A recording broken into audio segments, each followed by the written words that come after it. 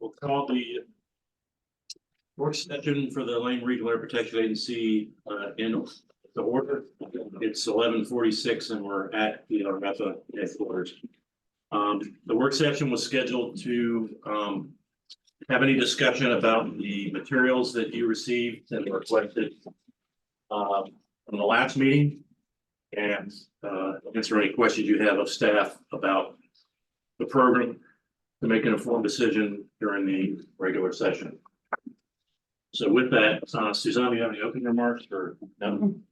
So I'll open it up to the directors. We can go through the brief we've already been through, or we can just go straight to questions that you might have about Airmetrics.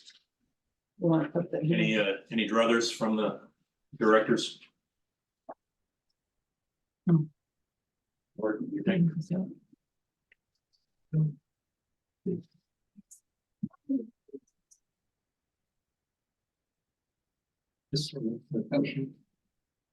Mike?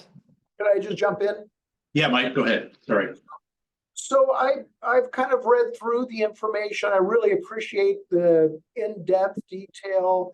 I think I agree with the general premise that we should, shut down Airmetrics, for a number of reasons, competition, capacity, et cetera, et cetera.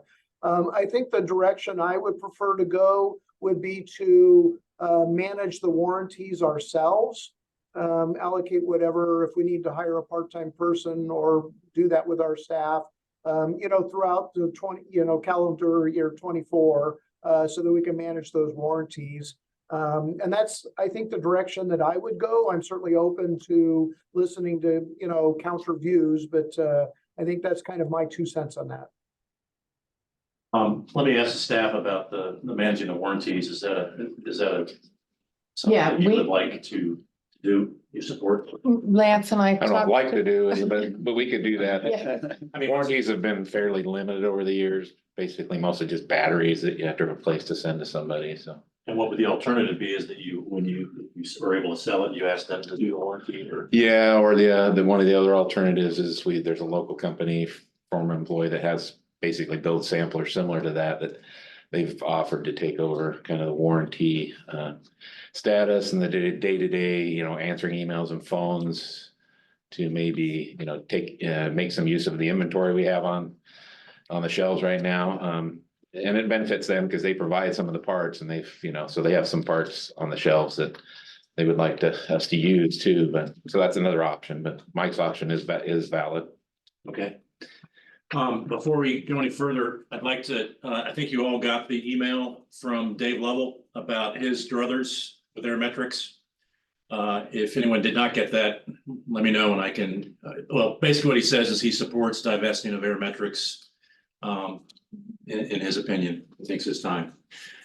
Any other directors want to speak up about it? Howard, do you have anything on that? Well, I know that you've, approached ARA instruments. I guess if the path forward is that we decide to divest ourselves of Airmetrics, is there an intent to talk to these competitors and potential buyers to see if they would purchase, whatever assets Airmetrics has? And I don't know what the assets are. Maybe you've presented that, but I'm just kind of curious, what the staff thinks would be the most beneficial approach going forward. Is just to shut it down, get RA to do warranty and assume whatever inventory there is, or That try would to maybe sell. be the simplest approach. I've had preliminary discussions with them, no agreements, but one option would be to have them take over warranty and getting some of the sales that aren't completed out the door.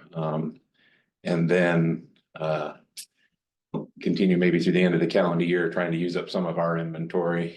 There's probably about $100,000 of inventory on the shelf that's not returnable, and it's not really valuable to anybody that's not making air samplers.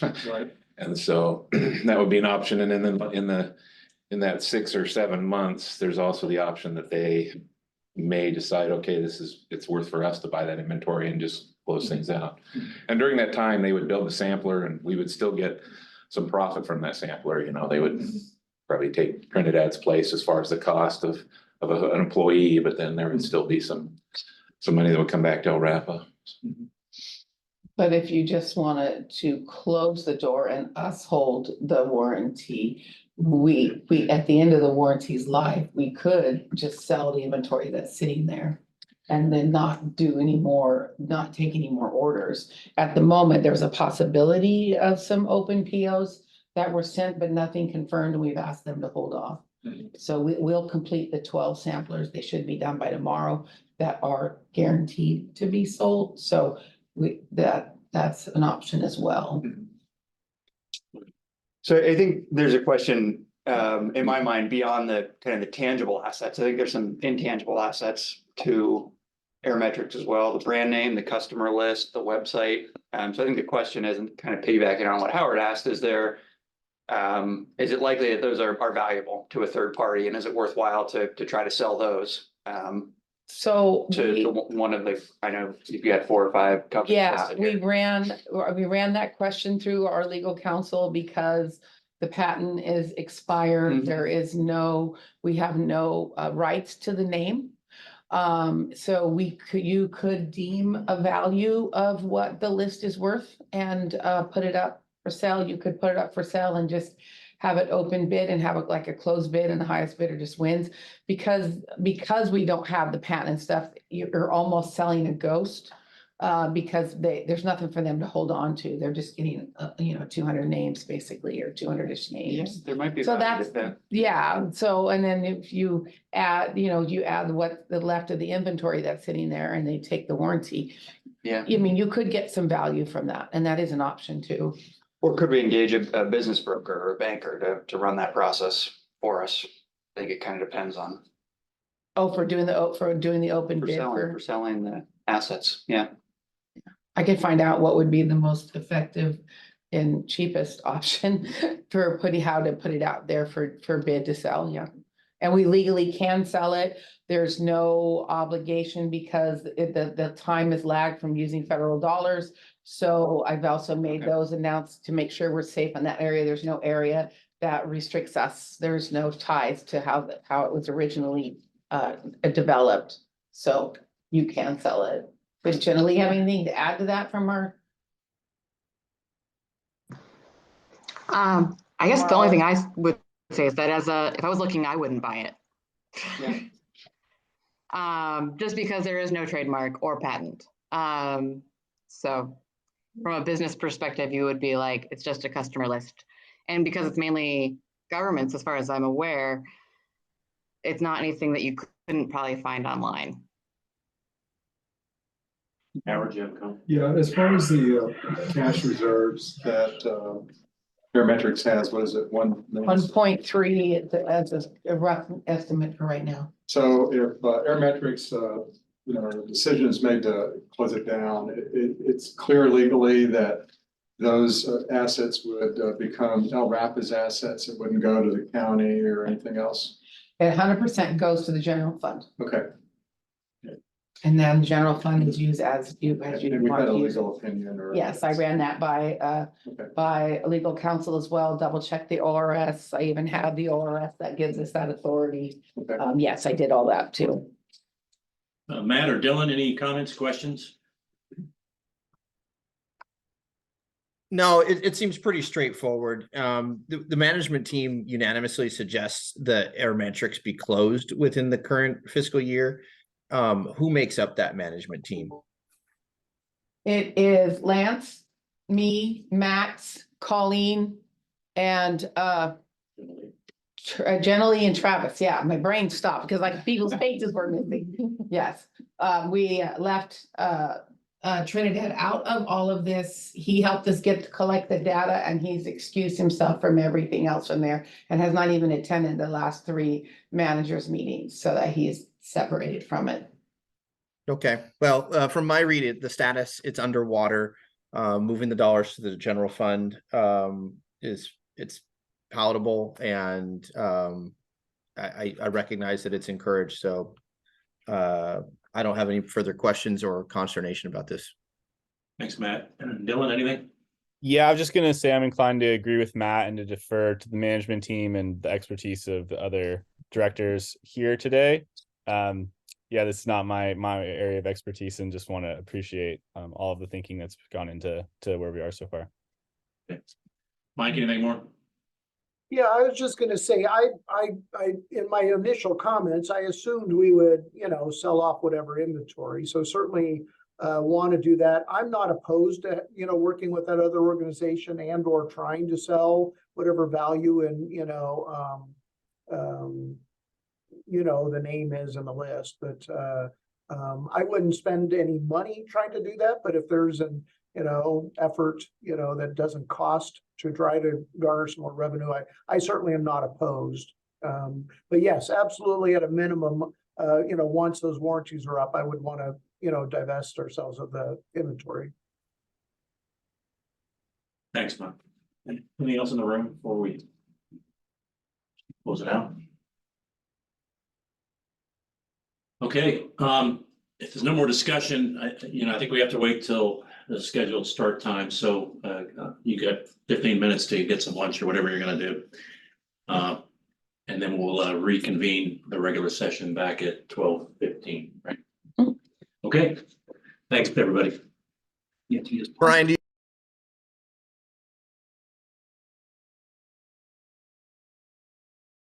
Unmute. Okay, now you're on. Okay, we're gonna call the Lane Regional Air Protection Agency monthly Board of Directors meeting to order. It's 12:15 and we are at the El Rapa headquarters.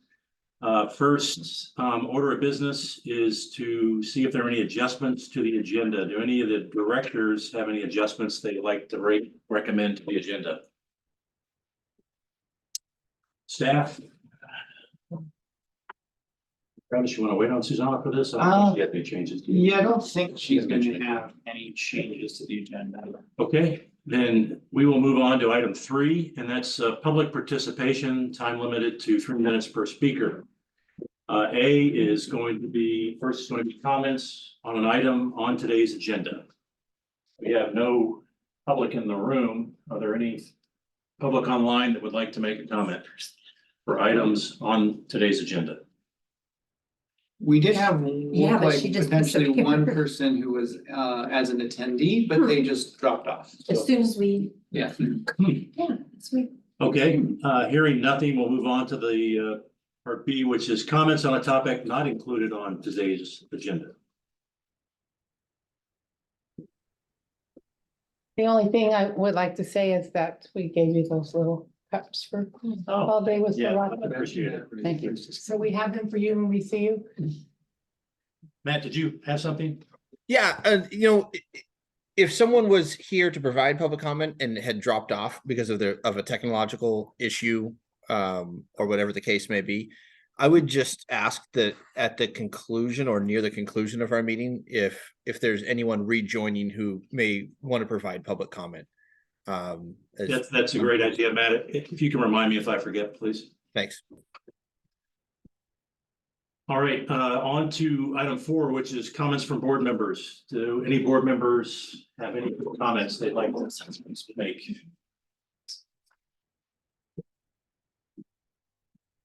All right, nothing heard. Now we're down to item 5, which is the consent calendar. Do I hear a motion on the consent calendar? This is Howard. I'll move approval of the consent calendar. Second, Sorry, who was the second one? Okay, Mike. Motion made by Howard, seconded by Mike. All in favor, say aye or raise your thumb. All right. All right, motion passes. All right, item 6, and that is the appointment of Susanna. Yeah, no, I didn't get that right. It's okay. It's Sparaja. The B sounds like a P. Sparaja. Sorry. Fine. I should know by now. It's a great conversation. As the interim director. So as you know, she's been the acting director since the previous executive director was put on leave. And we had to keep that way according to the attorneys, and now we're looking to do is appoint her as the interim director until the recruitment process is complete. In summary. So can I hear a motion and then we'll have some discussion. I'll move that we appoint Susanna as interim director. Second. Okay, motion made by Howard, seconded by Matt. And discussion on this at all? Concerns, anything on this? Dylan? Yeah, I just was gonna quickly voice my appreciation for all of Susanna's leadership through a pretty tumultuous time and just yeah, strongly in favor of this effort and just really appreciate her and the work or her work and the work of staff to get us through. Thank you. Yeah, let me echo that. It's great to have her on the bridge. Yes. All right, any other discussion? Mike, Mike? Yeah, I just am going back to our rules. You know, I don't have any heartburn over an interim, but I'm just wondering, it does say that they need to have a air quality background in our rules. Would that apply to our interim position, do you suppose? I mean, like I said, I only asked this just because we brought it up, you know, as far as our process going forward. I don't have any heartburn either way. According to the attorney, no, not for the interim. Right. Yeah, the staff attorney doesn't think so. Okay. Yeah. Any other discussion? All right, can you call for a vote, Heather? You have that list? sure. Chair Ketchin, Aye. Vice Chair Saxon, Aye. Director Fleck. Was that an aye? That was Yep. Sorry, that was I had a Oh, frog for a second. Thank you, thank you. Director Keating, Aye. Director Johnston, Aye. Director Plummer, Aye. All right, motion passes. Congratulations, Thank you. interim director. Appreciate that. Thank you. I'm still same, hardly, very dedicated to a good job for all of you. All right, item 7, and that's the board direction for the Airmetrics Enterprise Fund. Susanna, do you have any brief or remarks on that before we? No, I don't think so, because we had the work session on it, and then the staff report was just updated for the exact facts of what's left for this month for orders, so. So if you look at the agenda, Bill, there are some motion options there, and I'll ask the directors to take a look at that, and if someone would like to start out with a motion, we can move into discussion if we get it seconded.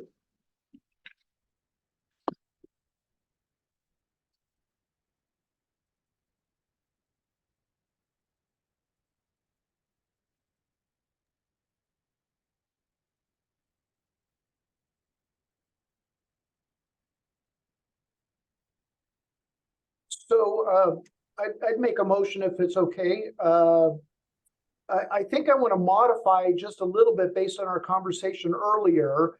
Yeah. The option of, you know, closing the enterprise fund by selling the assets. But I think I'd like to also modify that by saying with the utilization of, I can't remember the other company's name, if that's an option, and or looking into a low-cost way of selling the value of our Airmetrics. With the utilization of a third-party organization. Right. Yeah. Does that seem clear enough, the motion? Staff, is that direction? Word that a little clearer, so your motion is to close Airmetrics with the support of an agency an outside agency for selling the remaining assets. No, it would, well, sure.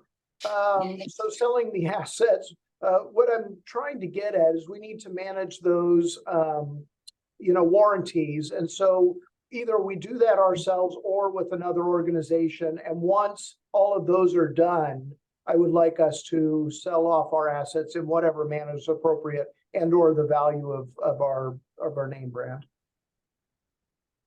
Okay, so then maybe your motion is, your motion is to close Aerometrics, maintain the warranties via person or outside, us or outside agency when warranties end, sell remaining assets, Perfect. right? Okay. You have that written down? I know. Trying right now. I'm not gonna be able to remember that. Okay. It makes sense to me, Mike. So I guess we need a second if there is one. I'll second that. Go ahead. I just have a couple questions. I have some questions. Okay, so the motion was made by Mike and seconded by Michael. And we'll go into discussion now, and we'll start with Matt. Yeah, I'm inclined to support this. I just have a couple questions about the timeline of selling the assets. Does I mean, is it something we do over a year, or is there no timeline attached to it? Do we need to be specific in that timeline, or is it more realistic and just simply understood that we long to sell those assets? I just, are we going to, is a future ILRAPA board a decade later still going to be holding on to said assets? So that's a good question for the staff, I think. So Susanna and Lance, what do you think as far as a timeline of, if we started now, what's the realistic? Well, my initial thought would be if we want to run through the end of the calendar year, that we use a third party like ARA to take care of current orders and to maybe try to sell some of the rest of our inventory parts and whole samplers. And in the meantime, see if there's somebody interested party in purchasing the name and maybe the inventory.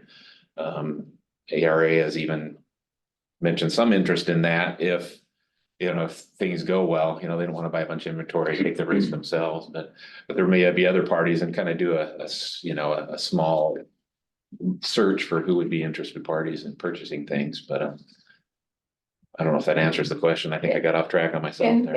In this motion, we're not selling anything except for literally inventory, from the way I understand, Mike. So, December of 24 would be the end of the warranties for everything that was purchased through this month.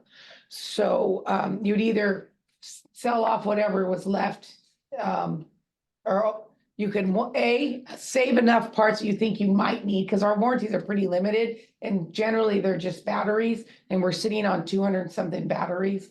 That's generally, and the warranty for the batteries is only 6 months. So we could have it where the end of this fiscal year, whatever's left, we sell off. And if we do get a warranty issue, we can save a couple batteries, or if we're gonna finish the warranty, does that kind of help, I guess? You kind of have a couple options there. So maybe set a date for December 2024 as a goal. I would not sell assets until the warranties are done or somebody's taken over the warranties.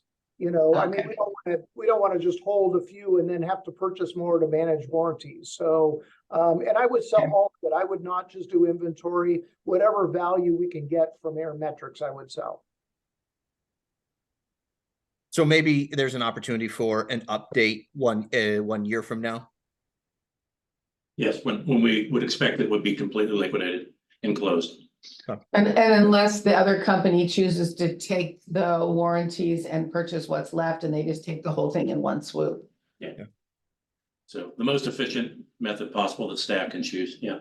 Howard, did you have some more? Well, just to follow up with Matt, I mean, one of my questions is timing on it. I really, I'm fine with by this time next year that, any equipment warranty period would have ended.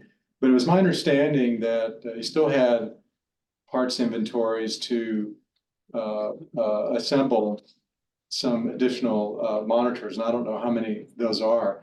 But I'd like to see some time constraint on the staff to try to come to a finality on this, as far as, in 60 days or 90 days, that you would have gone out and talked to ARA or some of these other equipment manufacturers to gauge their interest in acquiring whatever remaining assets there are. I'd like to see this thing just done with, and then the only thing we have remaining is, some warranty that maybe ARA or even, staff themselves could fulfill. With that, do you have an estimate of how much, inventory there is remaining, as far as how many more, mini balls could be assembled? There's 60,000 left in inventory sitting there. That doesn't help me. Yeah. How many, Samplers can we build? how many more can you build? Yeah, so there are, when all the orders are completed, and Trinidad's working on that now, that's kind of his goal to be done Right. before he's gone, there'd be enough parts for 12 samplers to be continued and built, Okay. but there's parts there to do more, that's the part of the problem. Some of the major parts like batteries, there's probably years worth of samplers of Right. batteries there. Mhm. We have, there's a blanket purchase order for some of the parts to assemble samplers that was made, months ago. Uh-huh. And so, I guess it's just, we want to continue to try to use the inventory we have and build things, and then that means we have to carry warranties longer, Right. I think it would be best to try to wind things up by the end of the fiscal year, really, and Yeah, by. have somebody either June. taking it over, or we Mhm. close the door and just deal with the warranties. Yeah, that's what I'd like to see, rather than dragging this thing Right. out. Yeah. It'd be easier too. To make them so. So, All right, more discussion? So did we need to change any of that motion? Can I word that differently well, then? I guess the other question is, I think the decision is that we're going to shut down Airmetrics. So when do you publicly start telling the world, hey, we're going out of business? Do we wait until we've had a conversation with, ARA or the company I bought, Net1? Can we do that real quickly before we say, we're going out of business? Because if they are interested in taking over and purchasing the inventory, even at a discount, it seems like it'd be prudent to wait rather than just, cut it off immediately. Mhm. Yeah, I agree. I think that if there's an interested party, it'd probably be best that it doesn't look like we're just shutting the doors. And Yeah. so I think those conversations could happen over the next month or so. I mean, Yeah. not including holidays, Yeah.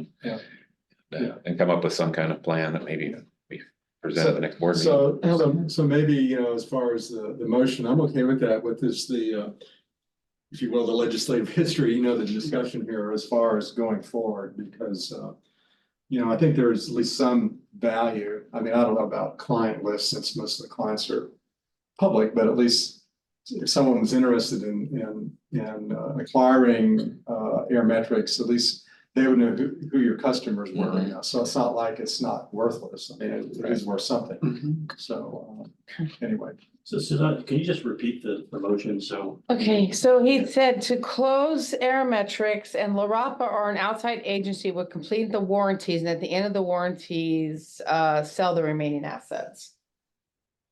So you just tweaked it a little bit from what it sounds like. Right, I so won't- do you amend that at all, Howard? Or Well, wait the till the end of understanding the warranty period. by the end of the calendar year 2024, right? Is that- The way it's written here, yeah, it would be Okay. in the warranties, but the way you. Well, I think I'd like to just say by the end of calendar year 2024, to be very specific. All right, Mike, we can make an amendment or you can adjust, be okay with that. I'm okay with the friendly amendment.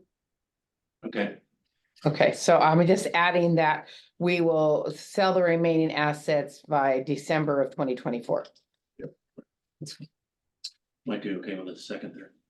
Yes. And it's no later than, so if they Yeah, do no work later. it out Right. and they want to buy it sooner, we just shut the doors. Maybe Okay. next week, yeah. Yeah. Of course, yeah. And then what we can do is on the January agenda, report the final on how that wants to Where do. we're at, or- Yeah. I just have one more question. As far as the cash assets of Aerometrics, when can that be conveyed to El Rapids General Fund? You have to tell me exactly what day we close the fund. So if you're gonna close Aerometrics as of this month, then it rolls. So the resolution is, the way the resolution is written, you guys have to pick the exact date. and that's it. So it can be as of today. But if you're leaving it open and we're holding warranties, that gets kind of hairy, so. Yeah, well, I guess the other part of that is, do we need any of those assets for the continuing operation? Or, Well, depends on the warranty decision. yeah, So. Yeah, I think we're gonna have to wait until we right, see what the deal is, what deal is cut, right? okay. Mike had a question. Hey, Mike, Yeah, actually, I was gonna say the same exact thing. I don't think we can close the Airmetrics fund until all of those activities cease. You know, if there's any revenue going one way or the other, I think we have to keep it open. so it will just be when the board determines to close your metrics fund house, something. Thanks. So then the direction might be instead is that we finalize the agreement with the other agency on how they would like to go forward and then present that back for the board to vote on and then decide to close from there. 'Cause No, I think we've already, this is just the fund. I think we've already authorized you to sell. Okay, Be like, oh, so we can close And the using the fund. most efficient method possible with warranty and everything else. And then once it's sold, then we come back and we close the fund, right? Does that make sense? Or is that wrong? Okay. So then we won't officially close the fund till we finish the sale. Right. Okay, And we might Okay. check with our auditor just to, make sure we're dotting the i's and crossing. Due the diligence. yeah, I'll double check with the legal, cause I talked to him already about closing it and he helped me draft this to make sure I have it right. So now we have a little caveat. So you're either gonna do 2 separate resolutions to close it and then a separate but I can confirm that and we can bring it to January since we still have the direction of what you want us to do. Okay. All right. Any other discussion before we go to the vote? Yes. Oh, well, Sal? Yeah. well, Sorry. so Mike agreed to his first. He agreed to be amended what Howard said about December 2024. Yeah, and then Mike, you seconded it. Yeah, I second that, yes. He agreed to second it again. Yeah. Sorry. Okay. Just wanted to put a hard date in there. Yeah, I just want to make sure that amendment. Was seconded. Person Yep. seconded. Check on. Okay, Chair Cutchin? Aye. Vice Chair Saxon? Aye. Director Fleck? Aye. Director Keating? Aye. Director Johnston? Aye. Director Plummer? Aye. Great, motion passes. And again, just remember that, that David Lovell also did agree with this decision, so there was no real controversy here. And Joe Missionary didn't make up any one way or the other when I spoke with him today. All right, moving on to, item 8, which is funding for the building projects. Jenna Lee, you want to kick that off or Lance? I think Generally's. Generally's got the presentation. I've just a slide or two. to talk about. We're gonna Yes, get this the presentation is in. We're Yeah, pulling it up. Heather, can you pull it up? Yeah, we're getting it. Yeah, it's mostly focused on the money part, so. And then Oh. make sure to screen and then you go to the end there. Oops. I was like, Lance is gonna talk first about the about the project itself, and then I would take over on the funding. Yay. And then go to display settings and swap those. Yeah, that's swap. And then do you remember the? The controls.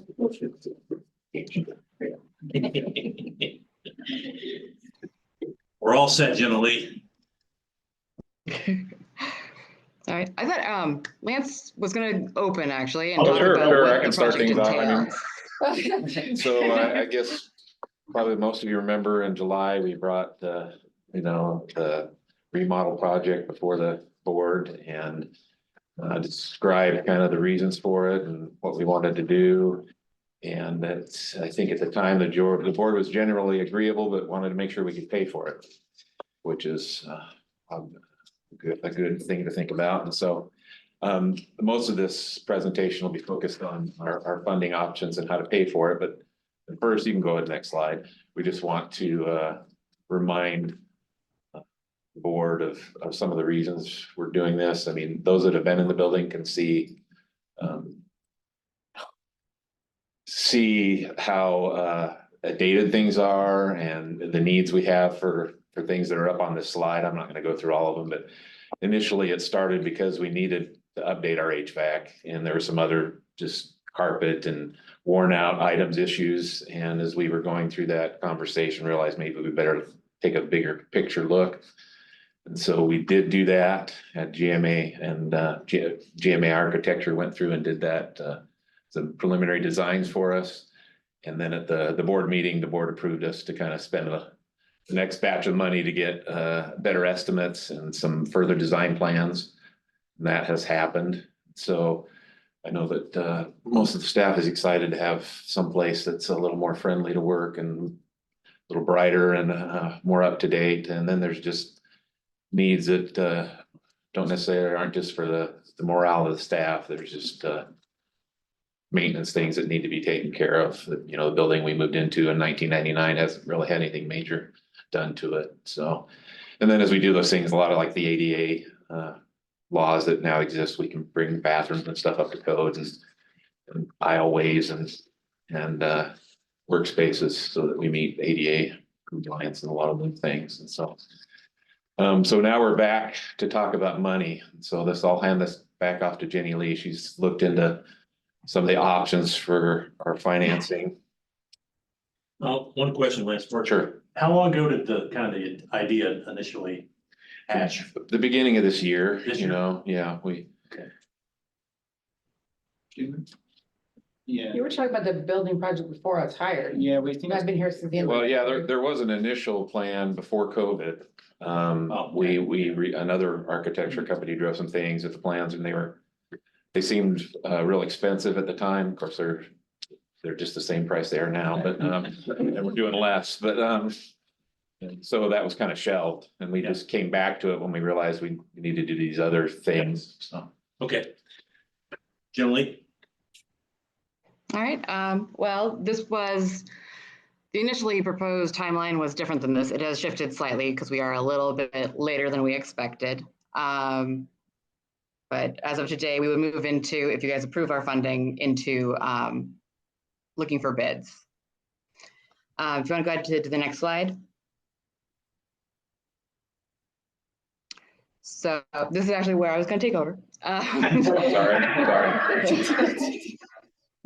But I found this quote. I thought it was apt for us since we are trying to shape El Rapa as well. You want to go ahead to the next slide?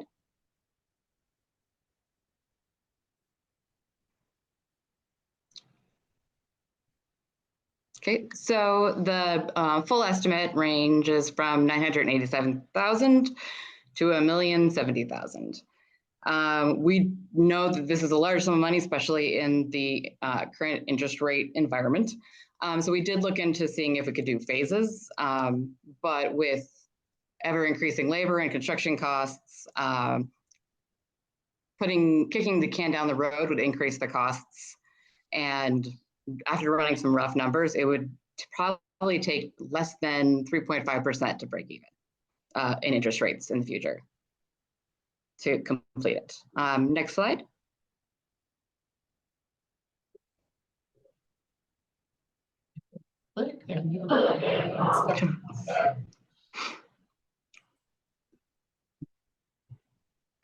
So we put out feelers to our bank, KeyBank, and pretty much everybody on the CEF list for Business Oregon, because we are hoping that maybe we could circle back with them to get further assistance. So we were trying to find banks that had previously had experience with that. We received a few back, Bank of the Pacific and Oregon Pacific Bank, which both offered us lower rates than KeyBank. The offerings are mainly real estate loans and then a line of credit. The time frame, or you can go to the next slide. We can go further into depth on the next slide.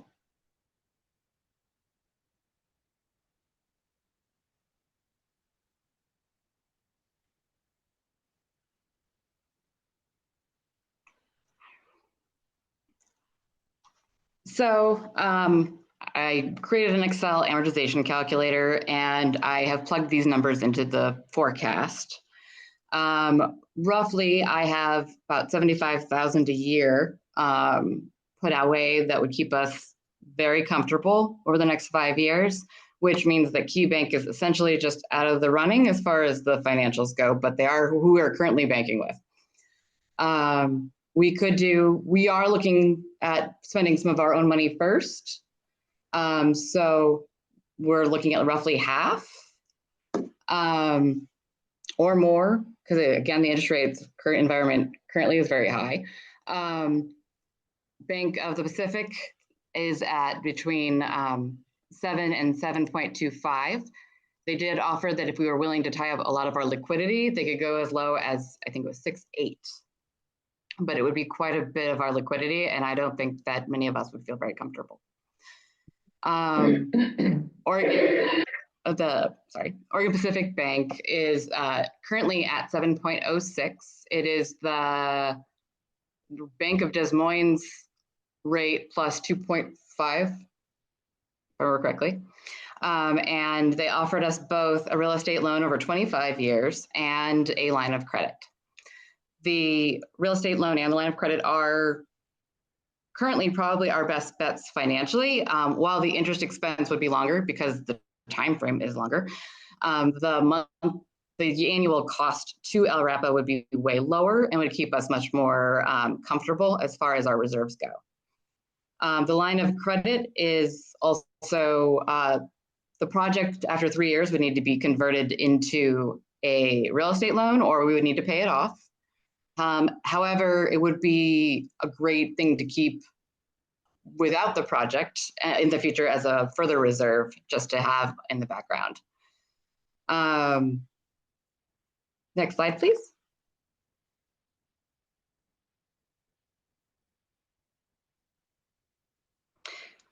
So these figures today are tentative. They may be revised, especially with the Fed forecasting future lower rates potentially. We received those proposals, we have forwarded them on to you. And of course, once you all determine where you want to go or what way you want to go, they would be able to firm up numbers for us, because they would need to run estimates on the building itself. They needed to see the value. We though believe that the line of credit would be the best option. It allows us to look for other funding sources. There are grants that are only available in the springtime that we would love to apply for. There are also, I have a meeting with Business Oregon on the business side of things that they might be able to assist us. So we are definitely looking for other non-debt funding. But the line of credit would allow us to start with our own funds and not accrue any interest, and potentially find other forms of funding as well. All right, are there any questions? I'll ask the directors if they have questions. These will answer generally. Let me see.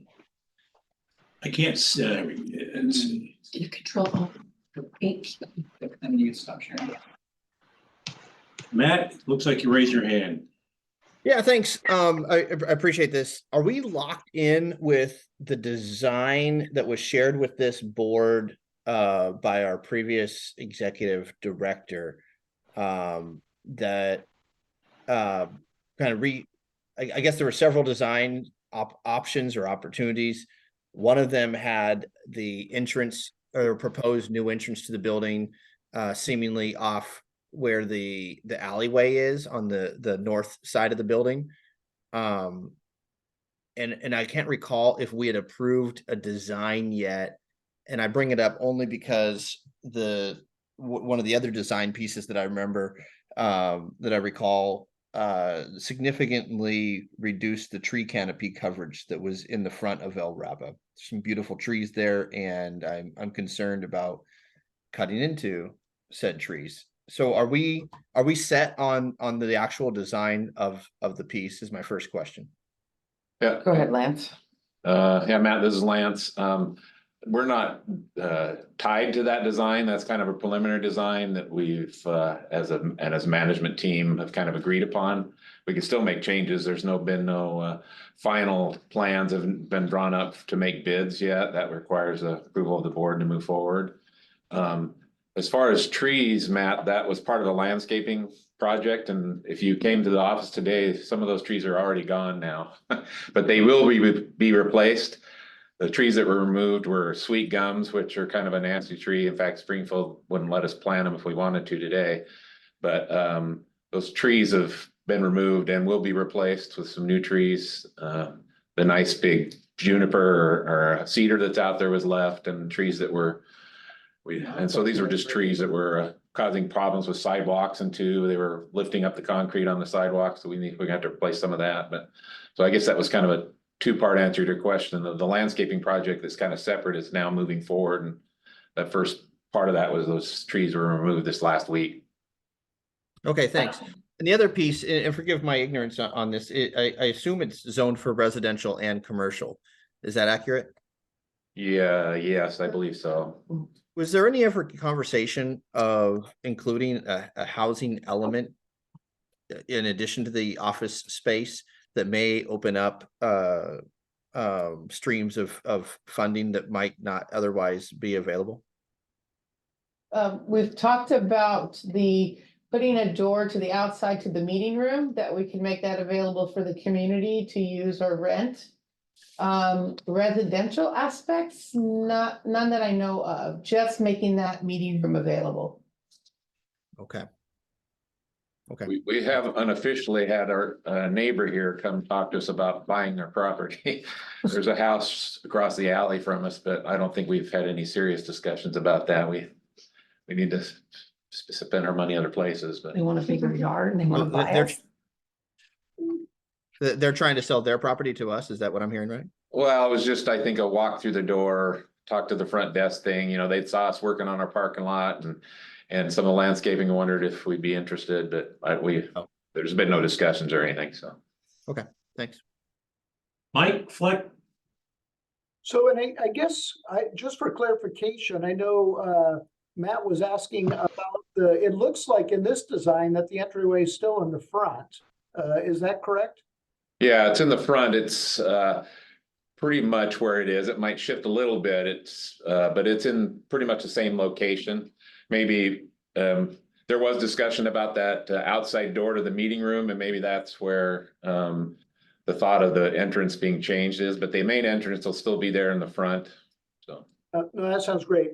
So as far as funding goes, boy, I really appreciate, the effort looking into it. But as I mentioned to Susanna yesterday when we were chatting, I would not borrow money at all. I actually would use the monies once our enterprise fund is gone, and I would use that for this capital project. I would not borrow anything. I think that interest rates, as Dave had mentioned, are very high. I certainly would not want to borrow at this point. My one question to her yesterday was, well, is that going to impact cash flow? That would be the only time I would suggest getting a line of credit just for the short term, to manage, cash flow. But as far as long term, I certainly would not borrow at all, since we have, the potential for, virtually all of the funding, if not all of it,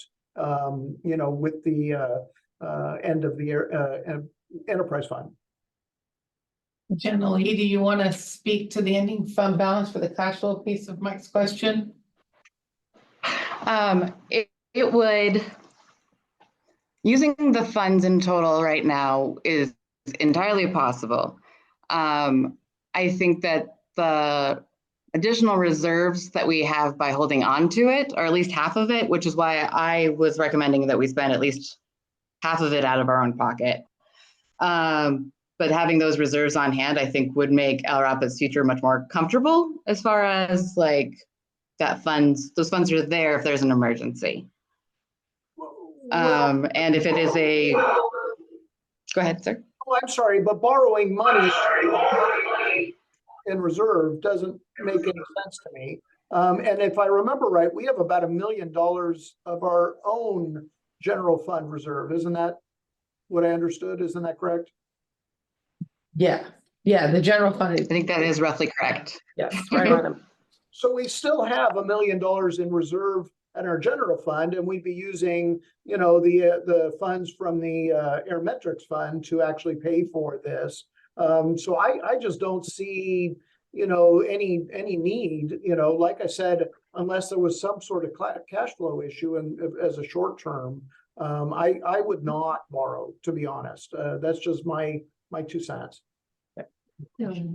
Thanks, Mike. Oh, could I, if we decide to spend it out of the Aerometrics fund, I would like to make a recommendation that we allow for an interfund loan while you guys are wrapping it up so that we don't get impacted by the raising construction costs as time goes on. And that makes perfect sense because you can get an affordable loan, which effectively you're paying yourself anyway because you're going to close that loan. Mhm. Fund, because that sounds wonderful. Okay, Howard. Yeah, I would support, you know, if it's legally permissible to borrow from Aerometrics, since we know by the end of the year, those funds are going to be conveyed anyway to the agency. And it seems like the timeline, you know, once you get bids and evaluate those and actually get somebody in construction, you're probably looking at what, May or June probably. Mhm. And I think by then we'll have a pretty good picture of what's happening with Aerometrics. And it might even be done by then. But you know, if we have between the agencies reserve funds and the ability to get a loan, if you will, from Aerometrics, you know, I kind of agree with Mike, you know, it begs the question as to whether we need a loan, because it seems like with both Aerometrics and our cash reserves, we'd still be in a good position to have emergency funds if needed. And the construction is what, a 6 month or? Yeah, probably 4 to 6 months, so, you Yeah, know. so it's like, there'd be interim payments, I guess. It wouldn't be like we'd have to, you know, pay out Right, everything at right, once. So, yeah. you know, we're even looking at the end of the project, probably Yeah, October, November, you yeah. know, so. Dylan, do you have a question? Yeah, I was just gonna, I'm just looking back through some of the notes and agenda packets that are available online and trying to get more information about the design proposal. But I'd just be interested in learning more about some of the like details about the HVAC system that's proposed and some of the efficiency upgrades, if there are any in the preliminary design, just because I think, you know, LRAPA being an air quality regulator, it's going to be really important that we're setting a model in the county for what, you know, high efficiency, low pollution buildings look like. And so just wanting to see if there's more information I can dig in there, and just wanting to throw my voice in support of trying to really set the bar for what buildings can be and what they can do and contribute or not contribute, I should say, to air pollution in the district.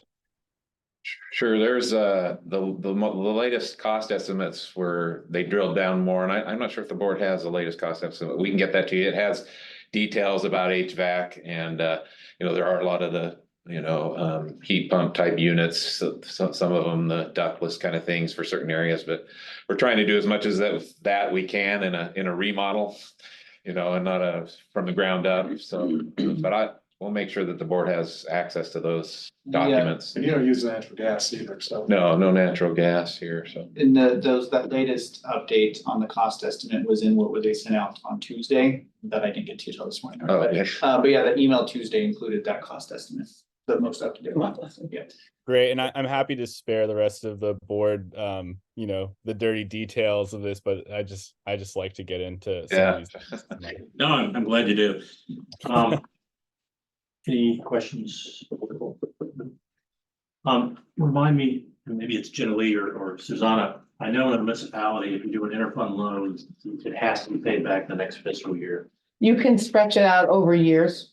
You just have For to, you? yeah, Okay. the board would have to decide how many years that they would want that interfund loan, and then the principal interest payments would be in there each Yeah, year. and I don't expect that it's gonna go long, but Might be moved yeah, anyway, so. yeah. Okay, any other questions of the staff? Or the architects? I guess we have an architect. Yeah, they're on. Yeah, yeah, sorry. Hi, I'm Leah. I've worked on the project and I can maybe answer Dylan's question very briefly. So we are completely upgrading the HVAC system and to keep it kind of within budget, we're maybe not doing the most technologically advanced, but it'll be a lot better than what's there now, including some upgraded filters to really impact the air quality in the space. But the HVAC system was one of the main priorities of the project. So that's kind of the brief overview. Thanks very much. Thanks, Leah. All right, given the discussion, does anyone have a motion?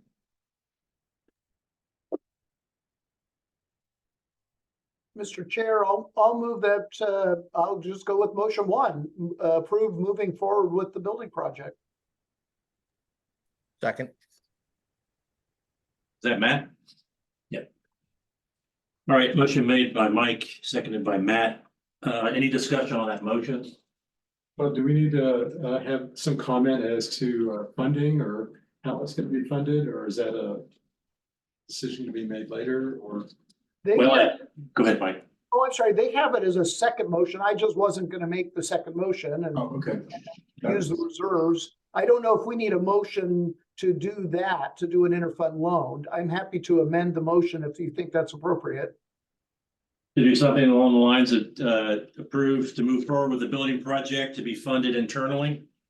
Yeah, so I would offer a friendly amendment to my own motion if that's allowed under Robert's rules, but I will amend the motion to say, move forward with the building project, utilizing an interfund loan with the enterprise fund to finance.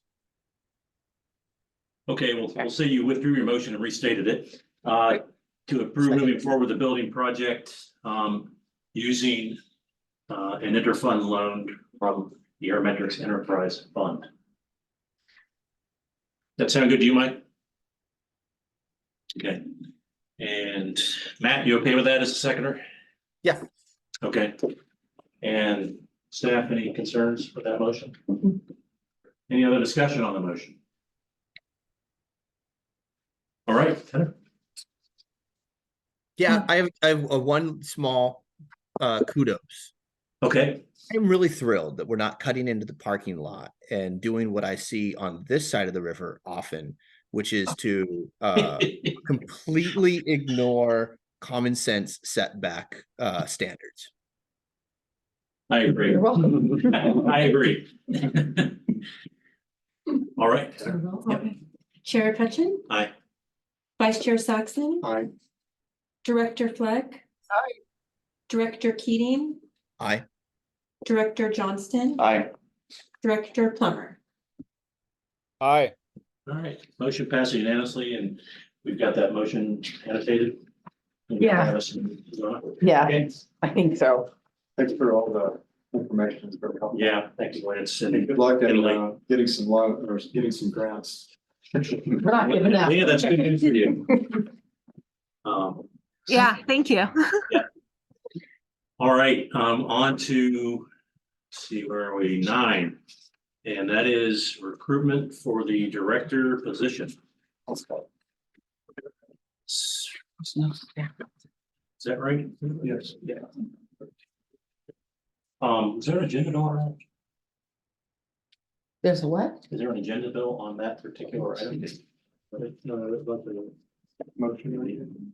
Oh, no, we Yeah. did not make a staff report because you're the committee and we figured you were just leading it. We gave you the results. And Okay, you guys are choosing the person, so no, okay. I understand what you're saying. Sorry, I apologize.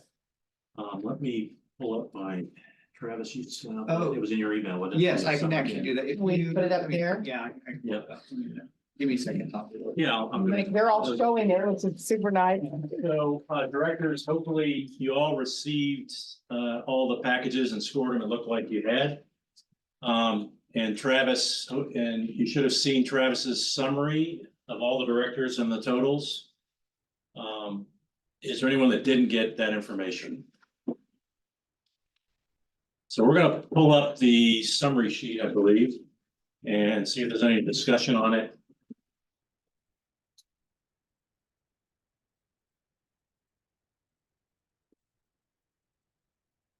Almost there.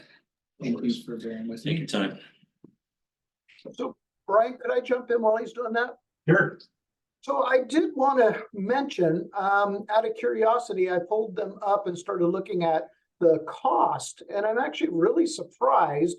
Our city, I went back through our bids. Our city manager search is costing us 18,500 plus some expenses. And these of the three included in this email were 34,900 plus down to 24,900 plus. So it's interesting that this is so much more expensive than a city manager search. And I guess I'm questioning whether there's any discussion with the candidates or applicants, I should say, as to, is it because of the specific field that we're looking for, or I guess I'm just kind of curious why this one's so much more expensive. Yeah, it's interesting. And did you end up choosing SGR or someone else? We went with GMP for our search. So Not included in your list. So I'm wondering if the SGR quote you got was that expensive, less expensive than ours? Well, the Jensen one we received, I believe, was less than the well, actually, I think the Jensen one was comparable. Yeah. Let me look real quick. What's the city manager salary in Cottage Grove? Oh gosh, I want to say 130 or something like that. I don't remember off the top. Yeah. Maybe city managers are easier to find. Yeah. Maybe you got the Cottage Grove discount.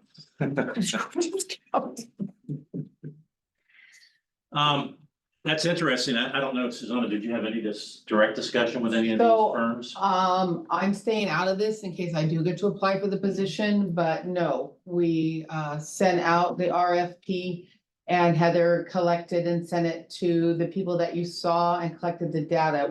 The only conversation's been by email asking what day we were gonna decide. Well, Mike, I suppose you can keep that in mind as we go towards a motion if you want to look at revisiting something, but in any case.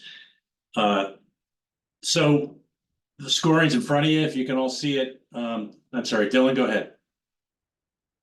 Yeah, I don't want to derail us. I'm just curious, and I, again, forgive me if I've been kind of absent from these conversations the last 2 months, but I'm curious, like, how locked in are we on the specific language that requires the air quality background? Because hearing that comment, right, like the kind of criteria of skills that we're looking for executive director for El Rapa is just so unique.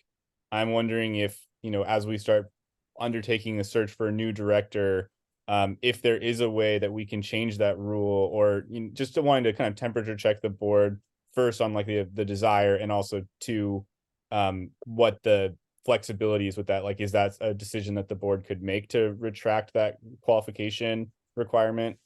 And again, I apologize if this conversation's already been had, or if this is an ignorant question. Well, the question's been discussed, but didn't we check with the attorney and? Yeah, so I have talked to Blake. Your board has not had formal discussion on it, but it was mentioned a few different times. Blake said that there is an option to amend the Title 13, that you can do that. He's preparing what we would need to do. He's kind of waiting in the wings to see if the board wants to do that. I just did a preliminary check with him, so I was ready for you guys on what your options you want to be going forward. And could I just follow up and say, I don't want to put the cart before the horse, but it seems like that qualification specifically, if we probably should make a decision as to whether we want to keep it or change it before we make a decision on the search firm, because wouldn't it likely change the quotes that they provided us, or at least the difficulty of their search, right? No. I mean, I thought some of the discussion was around, it wasn't really statements in there about it being an air quality regulatory expert. It was just really more general regulatory expert. Knowledge of air quality. I mean, Yeah. it's very vague. It's not specific. It doesn't say, you know, degree in engineering or environmental science or any credentials in that area. I think it's just so vague, we could, you know, I mean. And that's- Suzanne has and been that's- around the air quality stuff now for a year, you know, does that qualify? Well, you know, maybe, you know. And that and that language was in the RFP, wasn't it, that we? The RFP for Steve clearly defines wanting that The air. one that what we sent out to all these. We didn't define what do you have it? Yeah, the RFP that we issued, I don't, How do we word it? well, we basically took the RFP that we issued looking for the search firm to go under the Right. search director found Steve.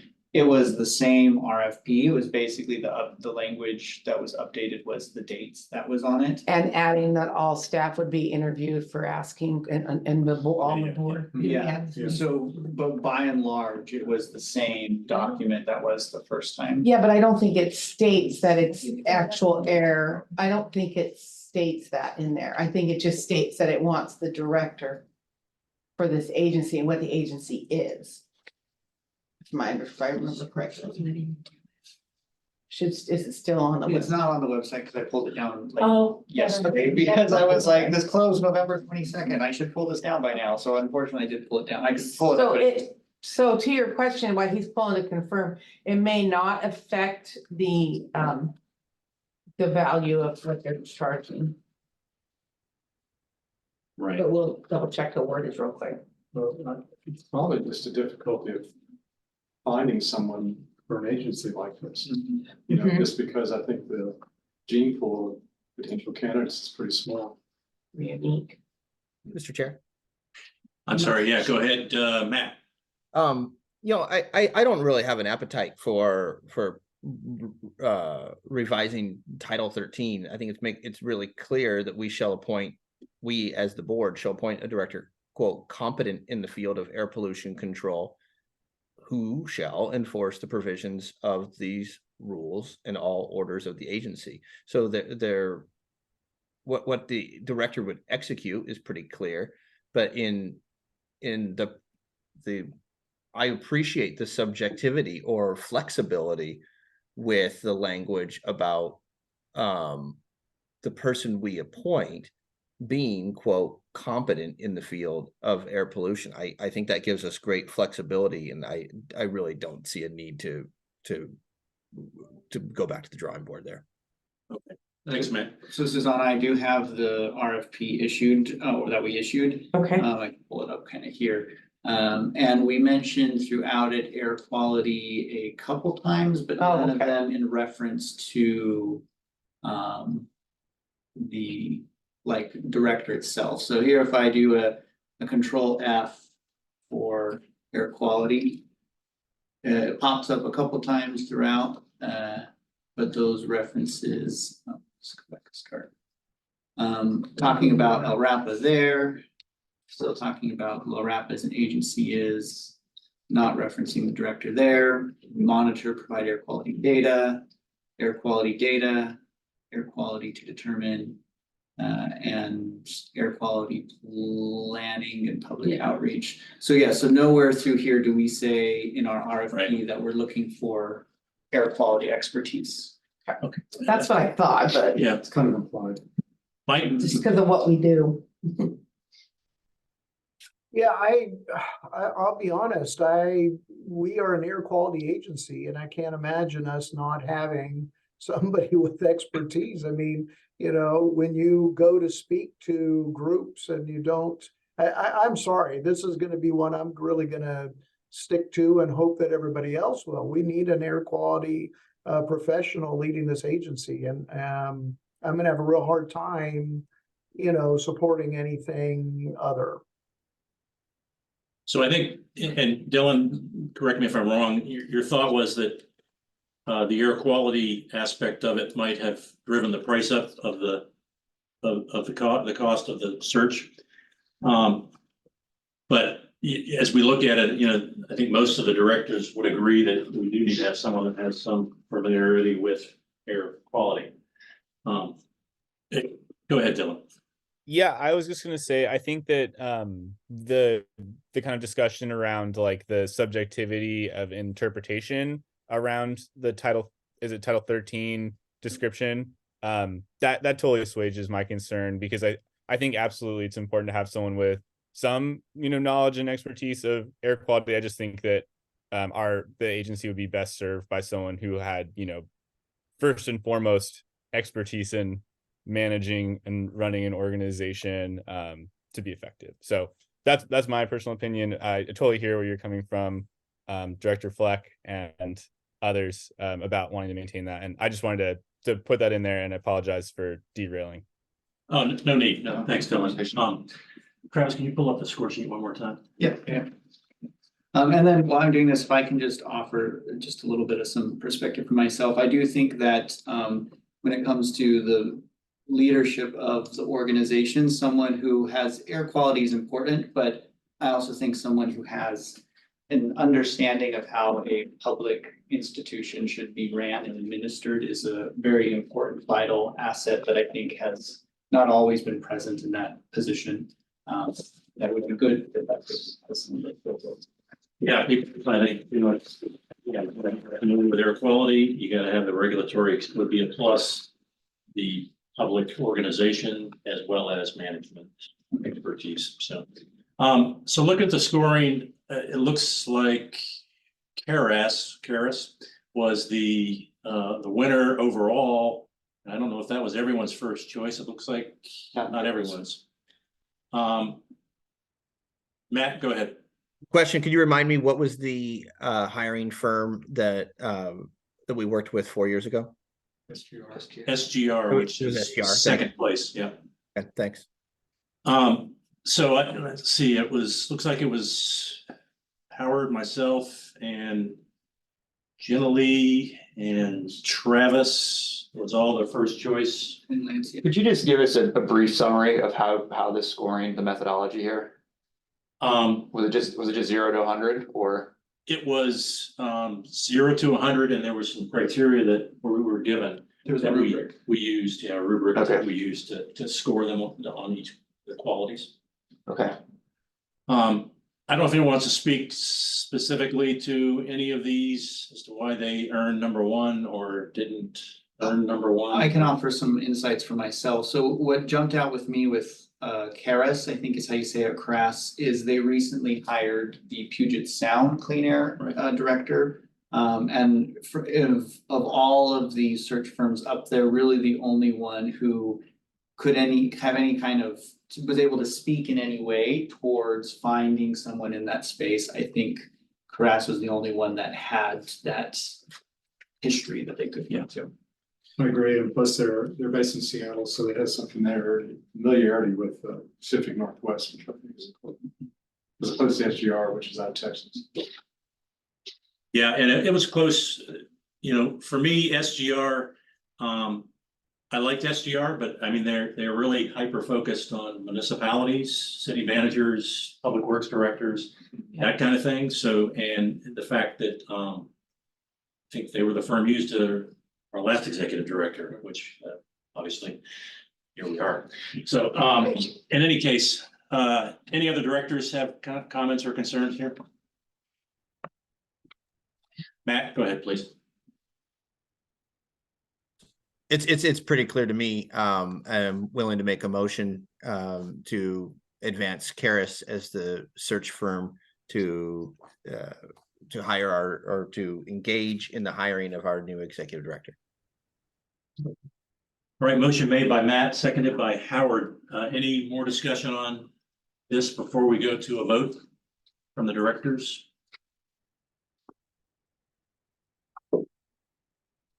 Heather? Chair Tutchin, Aye. Vice Chair Saxon. Aye. Director Fleck. Aye. Director Keating, Aye. Director Johnston. Aye. Director Plummer, Aye. All right, motion passes unanimously. On to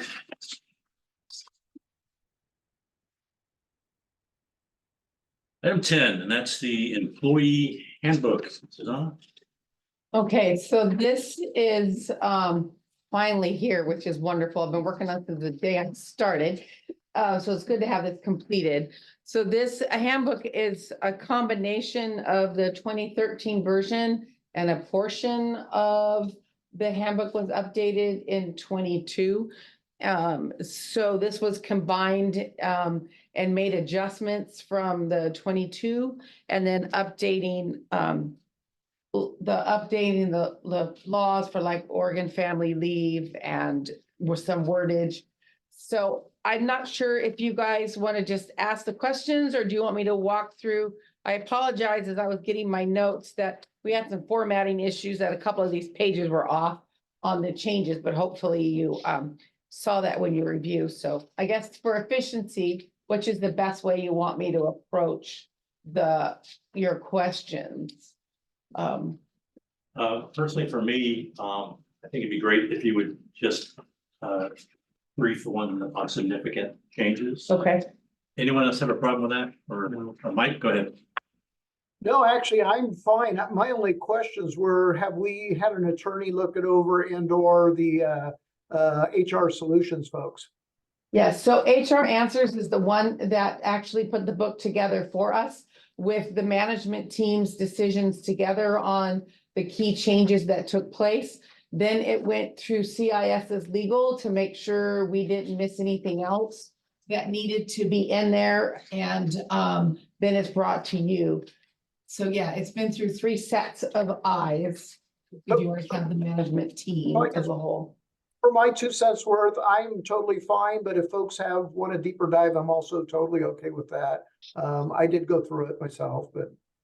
Thanks, Mike. Howard? Was there any discussions with staff as to changes? Are there any issues that, lack of better terms, would be controversial or concerns about? CIS recommended that we don't take the employee handbook to the all staff, because that usually generates quite conflict. And since the majority of it is really employment laws we can't touch. And the only areas that would have been, so the key changes was we changed so that when employees are hired, they still get a 2-step increase when they pass probation, because that's a 5% increase, but they also start to lose 6% for retirement. So it's only 1% negative for them when they come off and start PERS. And then the other thing was that they always got a longevity and a step increase every single year. So what we did is we removed 2-step increase every annual review to a 1-step. So they'll get a 2.5% increase. And then everyone that reaches step 17 would now get a longevity step.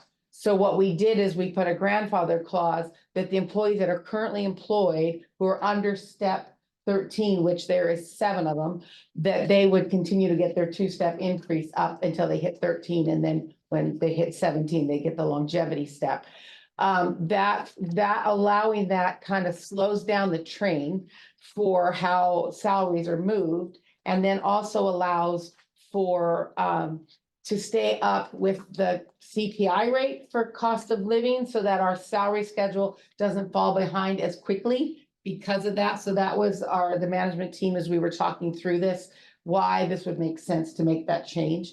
And so that's the other thing. The other change that we made that I doubt would make controversial, because we've only had 1 employee that I know of that's utilized, is the vacation buyout.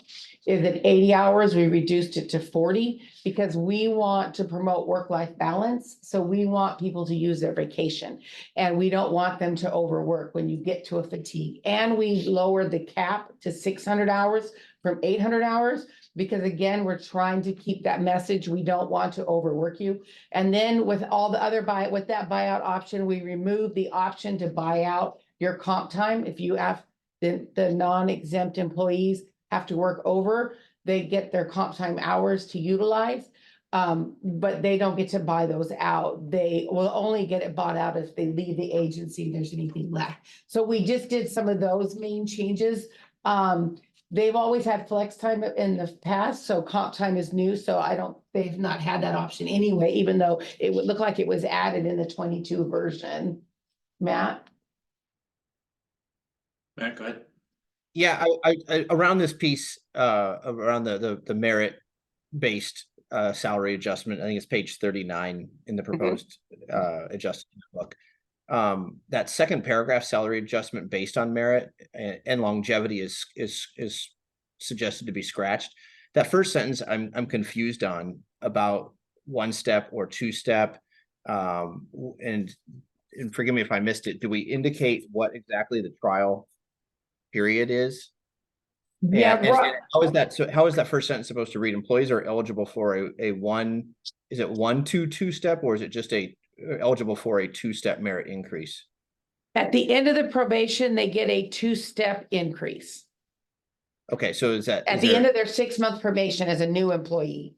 okay, so is that first sentence in that salary adjustment based on merit, that need a little wordsmithing then? Okay, I'm trying to find the page. Hold on, I thought I had this. What page are you looking at, Matt? Page 39. Are you in the read? I'm in what was sent to us in our physical packet. Okay, hold on. Did you It's see under, it? heading salary adjustment. It's a markup. Oh, you got it here. I do think that you should find that same page in the non-marked up version. Yeah, let me. There were like there was a bit of document version shuffling that we had to go through. Yeah, because of all the versions. There was a few versions, so I would. So look on at page the- 18, if this is what he's saying, right? Yeah. Do you want to read what it actually says? I hate reading out loud. Because that's where the 2 steps are. So under the starting salary, it says new employees are generally placed at the first step of the pay range for classification they've been hired into. With executive director approval, supervisor may offer a starting salary above the first step pay on qualification or market consideration. Oh, that's not the right spot. Yeah, it's the next paragraph, Travis. So employees are eligible for a 2-step merit increase at the successful completion of the 6-month trial service period, and thereafter, 1 step annually will be applied on the employee's anniversary date until the employee reaches the top step of the range with successful evaluations in alignment with Oregon pay equity law. That's much better than what is on the document that was sent to us. Check 106, Matt, that's where the clean version is. Yeah. So I'm Section numbers or anything? on 106. I mean, it's Yeah, page 106. pretty hard to find anything in this thing. Well, I'm hoping, I can always redo the table of contents, but. Got it. I did kind of clean up the headers better. And then the other piece that was removed that would be important is. If there is a new position that is created, that job description would go to HR Answers for review and ensuring what pay range it belongs on. So we removed all of the director's discretion to move people. That kind of takes away some of the issues that's been in the agency in the past, which you guys know we've talked about. And then it puts us in a neutral outside person, making sure pay equity is fair and for everyone across the board. And I think those are probably the biggest changes, I guess, to your point. Susanna, is the step table included in the employee handbook, or is that a separate? It's a separate document. It's not inside here. Okay. Because it's updated every single year by the COLA. So we wouldn't be able to put it in here per se. But it's public to all the employees. Yes, they have it on Teams. They have the most current one. So is it common for public agencies to allow employees to buy out their unused paid time off? I came from private sector and you could accrue up to so much, usually about 8 weeks, and then you use it or lose it. And that was the way we the organization encouraged people to take time off, so it's very generous. I've never worked in the public sector, so. It is commonplace. Is it? Federal government as well as municipal governments. Some even you can sell back, depending on your performance, can sell back sick leave as well. So. Okay. We did add the clause due to budget, just in case there was ever a fiscal year that we're in crisis like you were in 08, that we could say no. to buy out any of their things. Mike and Dylan. Okay, Mike, you want to go? Yeah, so Susanna, I heard you say we went from 800 to 600 hours for maximum vacation accrual. I'm actually reading it. It looks like it went from 1,000 to 800. Oh, sorry. And I guess I remember thinking, well, at least it's better than it was, but 800 hours. Think about the liability on our books if every employee is carrying hundreds of hours. I mean, that's actually a little worrisome, even at 800 to me, but obviously I didn't say anything initially just because it's like, well, at least it's better than it's been. But the clause also in there is that when they leave, the max that they can actually get paid for is only 280 hours. Oh, So what happens when they and I thank you for correcting the numbers. So when they hit 800, they don't get to accrue any more vacation. It just stops right there. They're done until they use it down. So, but the buyout, instead of how the old book had a different amount for every tier, we just made a flat 280. So if you're gonna leave the organization, anything over 280 hours, you're gonna lose. I appreciate that. Thank you. I missed that. Okay, no problem. Does Jenna Lee track that liability? Yes, we do track that in Yeah, I cassette. figured. And Yep. Colleen does payroll and she Yep. watches it very closely. Yep. Okay. And our new system does an amazing job of tracking it Yes, for I us. Dylan? Yeah, I was just gonna say, one, speaking from my experience working with my union, and I'm currently at the bargaining table negotiating a collective bargaining agreement for my colleagues and myself. I want to say first that I think it's really incredible and a testament to El Rapa's benefits that we have so many staff who've been here for decades. And so really appreciate, some of the strong policies in this employee handbook. I think it's really important that folks have the opportunity to buy out holidays. I know, working in the public sector, working in advocacy, there's oftentimes moments where you can't take holidays, even if you would like to, because just the demands of the work. So I think it's important to give folks that opportunity. Yeah, and I guess just wanting to say, like, I think the employee handbook looks really good. I'm gonna spend a little bit more time with it. Yeah, I think it just it would be valuable, in my opinion, to have open conversations with staff about it, just because, it will concretely affect their work. And I think we all know the staff are what kind of make this organization function and tick. So just wanting to throw my 2 cents in and support for strong policies, support strong staff that will stick around for many years to come. Thanks very much, Dylan. Matt? Yeah, thanks. I concur with and applaud Dylan's assessment. I do want to take colleagues to page 95, where I have some questions about the harassment policy and subsequent investigations.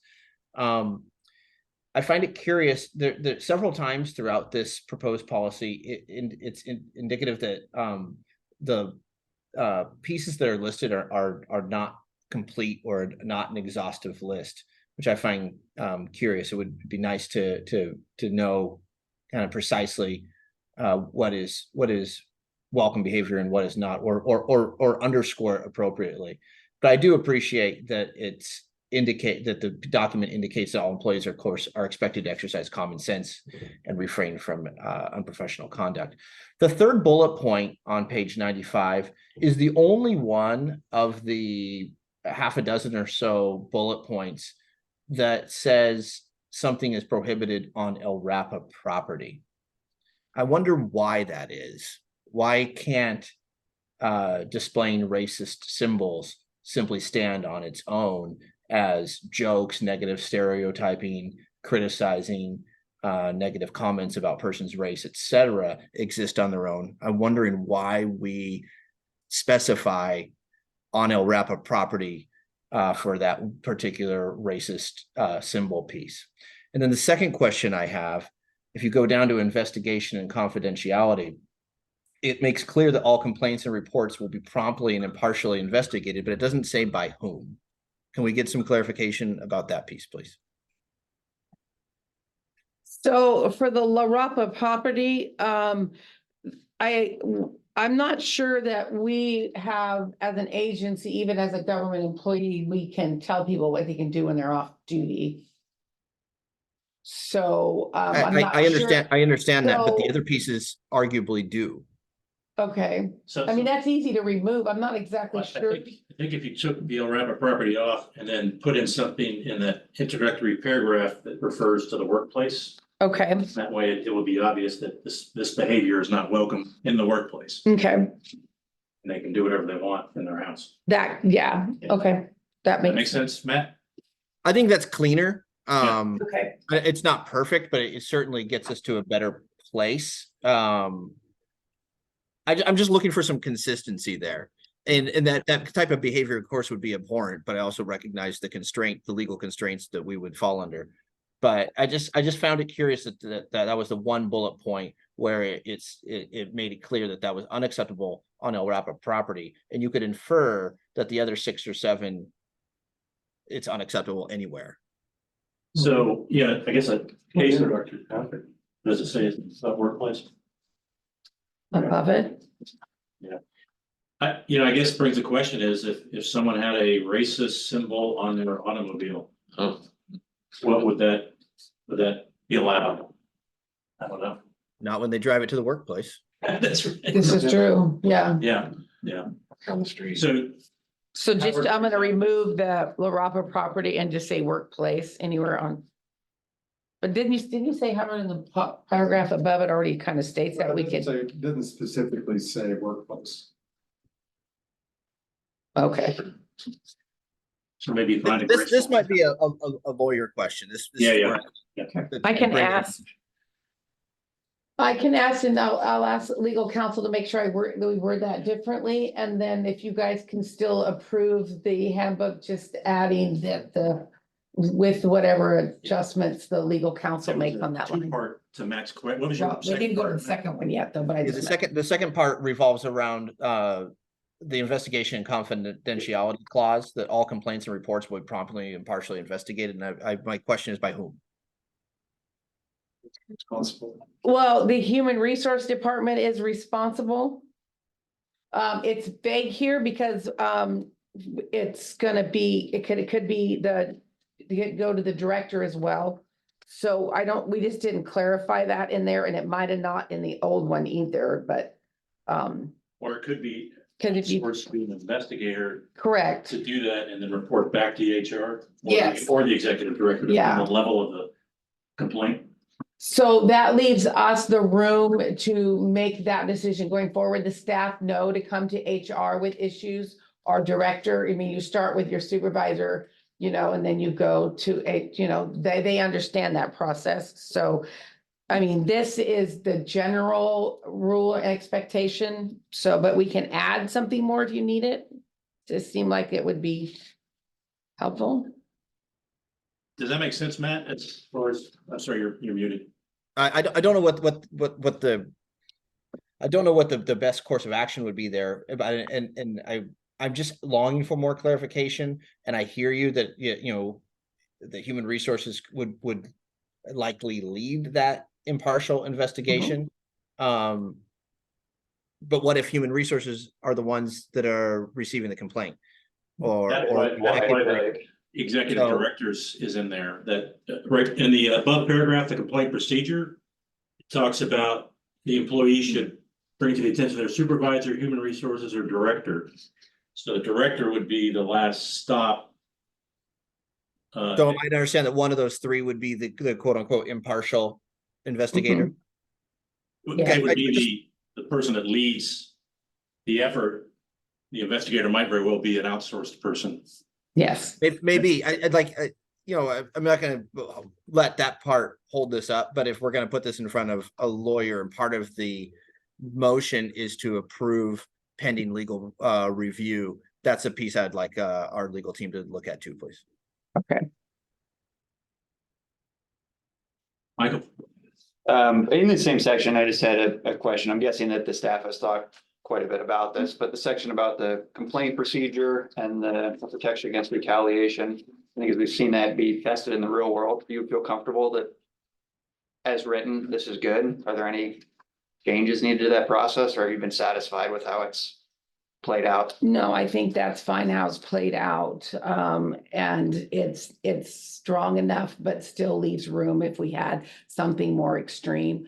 Then we do have room to take another step with legal and whatever we need to do. Okay. Dylan? Yeah, I appreciate this conversation, and one other thing I was interested in hearing interest, or I just want to gauge interest in from the rest of the board and from staff we have here, is maybe we could include some kind of clause in our motion to revisit the staff handbook every couple years or something like that, just noting that it, you know, hadn't been updated since, was it 2013 previously? Yeah. So maybe we could include something like every 4 years, management and the board will revisit the staff handbook and make applicable changes. At a minimum, unless legal laws change, then it needs to be updated right away. Yeah. Would I just Because want, but I want to Oregon gauge family before, leave with some big changes that we wouldn't be able to wait on. We'd have to do it sooner, right? But yes, I like that idea. So there's nothing in there right now that talks about. No, we don't have, Okay. no, and I don't know what the prior one before 13 was. You guys might remember, but it's been a while. Going forward, they do need to be updated as soon as there is any law changes, because this really is the law book, right? And then we have our administrative policies added to it. There's likely every other year. Yeah. so maybe it's like every X Two. amount of years, or if there is any kind of substantive legal change at the state or federal level around labor law. Mhm. Yep, I think that's good. Okay, so, with the idea that these, remarks will be taken into account, does anyone want to make a motion on this, or is there more discussion to be had?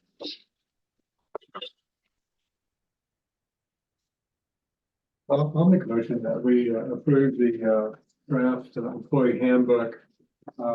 And that staff will confer with legal counsel on clarifying the provisions related to is it harassment and reporting procedures. As well as inserting the, Oh, and a periodic review of the Yeah. handbook. Every 2 years or as required by changes in state or federal law. that sound good to the directors? If so, can I hear a I'll second? second that. All Question, right, question? yeah, please, Matt. Yeah, I appreciate the motion. I welcome the specificity about the pieces that we're asking our legal team to look at, but there was a couple others. And so, you know, maybe, Chair, if one of us has a suggestion, we can send it to you and to Howard, for consideration. For example, prohibited, conduct, on page 127, is really vague, around the, possession and use of even quote unquote stimulants. And it's really vague as to what those are. It does say other controlled substances, but if we're going to be citing, state law, if someone happens to have something that is protected by state law, but might be federally remain illegal federally, this particular policy is, I don't know if it's ready for prime time without a lawyer looking at that piece to ensure that, provided someone's not using while on the job, but if they happen to possess something that is legal, I think there's some tension there that could be cleaned up by just a quick legal review. And I also have concerns about the reasonable cause testing. So I welcome the motion and the specificity around the motion, but I think there are other pieces that need to be cleaned up by legal as well.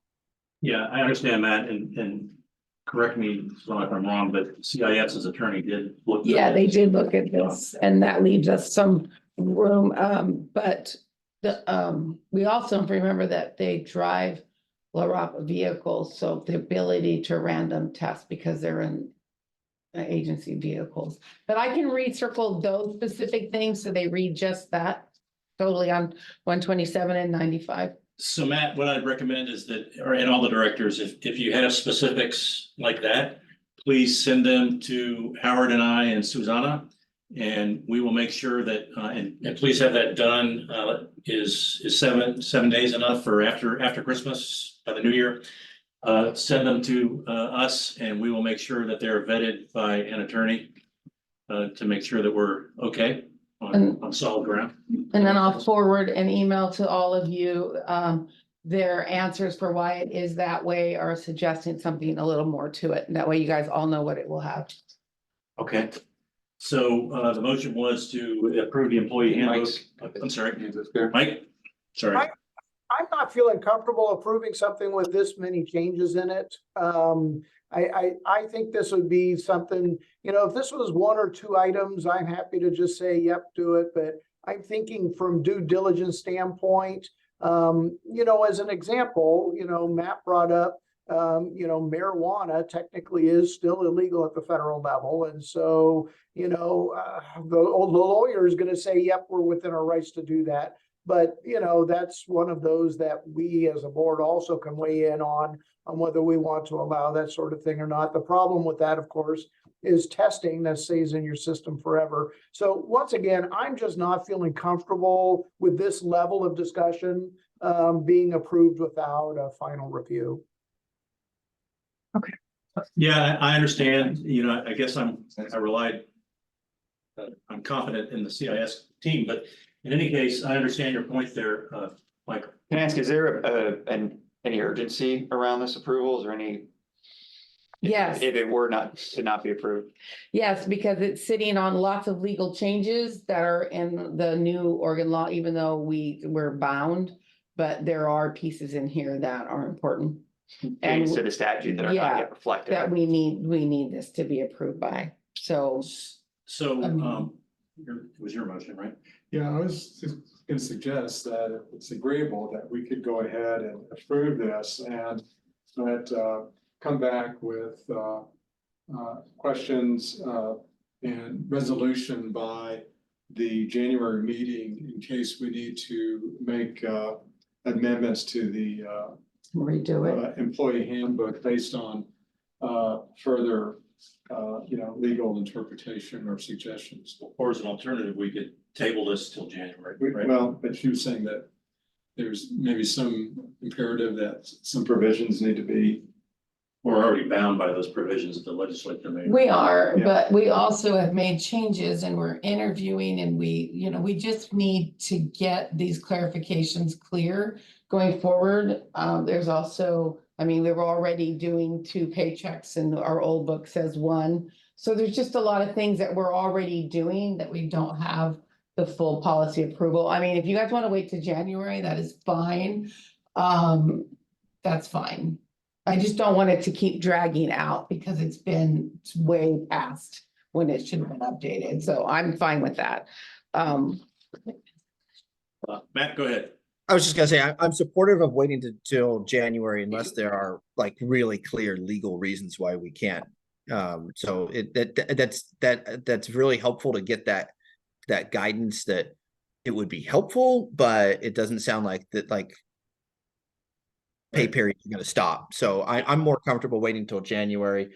Okay. And just one more small little piece, and I will follow up via email with others, so colleagues are aware, but the social media policy seems to me to indicate that posting information or content of any sort on the internet, et cetera, there's some prohibitions around the social media posting that might not be in concert with the workplace harassment piece, wherein we said certain pieces are unacceptable at the workplace. Well, social media is obviously not at the workplace. That's in your everyday daily life. And so I'm just looking for some consistency between what's acceptable and what's not, if we're going to be telling people that they can as long as they don't drive a certain car to work with a certain bumper sticker, but then social media is a totally different animal. It seems kind of inconsistent at this juncture. Okay, I'd like to, based on the conversation, I'd like to withdraw my motion. okay. And so what we use another motion to table this till January. Yeah. That's fine. Bring it back to Jan, yeah, you're just Well, gonna, I'll move that board consideration of the revised employee handbook take place at the January board meeting, and that directors that have comments, questions, convey those to our interim director, the chair and vice chair by December 22. I'll second that. Okay, motion made by Howard, seconded by Michael. Any questions or discussion on that motion? Okay. Heather? Chair Cutchin, Aye. Vice Chair Saxon, Aye. Director Fleck. Aye. Director Keating, Aye. Director Johnston, Aye. Director Plummer. Aye.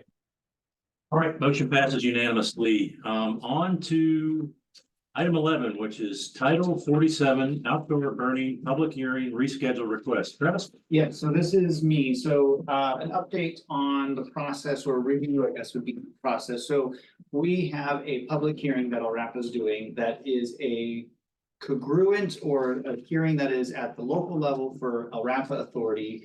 At the same time, there will be a hearing that is done at the state level at the same hearing. So we got permission from the state to sort of double them up. However, because of that dual authority, we have to public notice these rule changes in the county for 30 days. And the state also has to public notice that to the state for 30 days.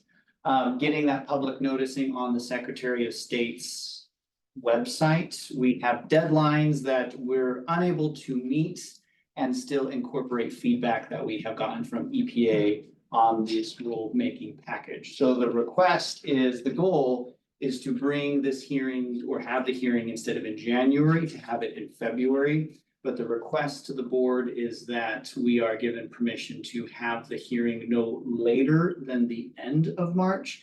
So that way, if going through EPA feedback on this process takes more time than expected, we still have some breathing room to get this before the board in March, but our goal or target is to have it in February.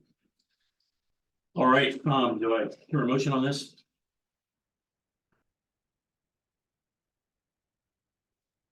I think there's one in there. Can I just say so moved? Yeah, I suppose so. I think the important thing would be just to reschedule the Title 47 public hearing from January to no later than the end of March. Okay, Point of information, the suggested motion is on page 148. Thank you. There it is. all right, And second, yep, okay. Motion made by Mike and seconded by Matt. Any discussion?